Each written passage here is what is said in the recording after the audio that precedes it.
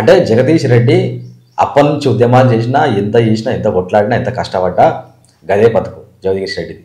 అదే కేసీఆర్ కుటుంబంతో పని చేసుకోవాలి. కేసీఆర్ కుటుంబంలో ఫామ్ హౌస్లో కేసీఆర్ పక్కన రేవంత్ రెడ్డి చెప్పినట్టు మందు గ్లాసులో సోడా పోసుకుంటూ కూర్చోవాలి అని రేవంత్ రెడ్డి అనతి కాలంలోనే, తక్కువ కాలంలోనే సీఎం స్థాయికి ఎదిగాడు. అది ఎవరిది హార్డ్ వర్క్, ఎవరు పెద్ద స్థాయికి ఎదిగినారు?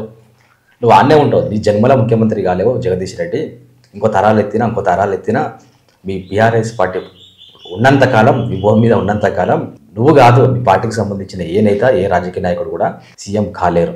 అయితే కేసీఆర్ కుటుంబం సభ్యులు అవుతారో, కేటీఆర్ అవుతాడు, హరీష్ రావు అవుతాడు, కవిత అవుతారేమో, కానీ నువ్వు ఎప్పటికీ కాలేవు. ఒకవేళ కేటీఆర్ తర్వాత కూడా నెక్స్ట్ జనరేషన్లో కేటీఆర్ కొడుకు అవుతాడు, లేకపోతే కేసీఆర్ వారసురాలు అయితే, లేకపోతే హరీష్ రావు వారసులు అవుతారేమో, కానీ మీ పార్టీ సచ్చినంత కాలం, బతికినంత కాలం, భూమి ఉన్నంత కాలం జగదీష్ రెడ్డి సీఎం కాలేడు. రేవంత్ రెడ్డి సీఎం కాగలడు, మళ్ళీ సీఎం కాగలడు, అవసరమైతే కాంగ్రెస్ పార్టీలో సెంట్రల్ మినిస్టర్ అవ్వగలడు.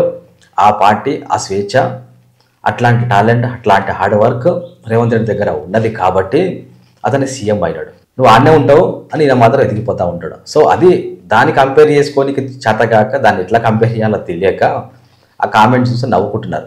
అది టాలెంట్ అంటారు. మరి అది కొత్త అనతి కాలంలోనే, తక్కువ సమయంలో సీఎం స్థాయికి ఎదగడం మరి హార్డ్ వర్క్ అంటారా, పెద్ద పదం అంటారా నాకు అర్థం కాదు. మరి జగదీష్ రెడ్డి నువ్వు ఎన్ని జన్మలు ఎత్తినా, ఎన్ని మోకాల దండాలు పెట్టినా, ఎన్ని పొల్ల దండాలు పెట్టినా, నువ్వు ఎంత చేసినా, కేసీఆర్కి ఎంత భజన చేసినా, కేటీఆర్కి ఎంత భజన చేసినా, నువ్వు మినిస్టర్ కన్నా ఎక్కువ కాలేవు కదా మినిస్టర్ కన్నా, సీఎం కాలేవు కదా.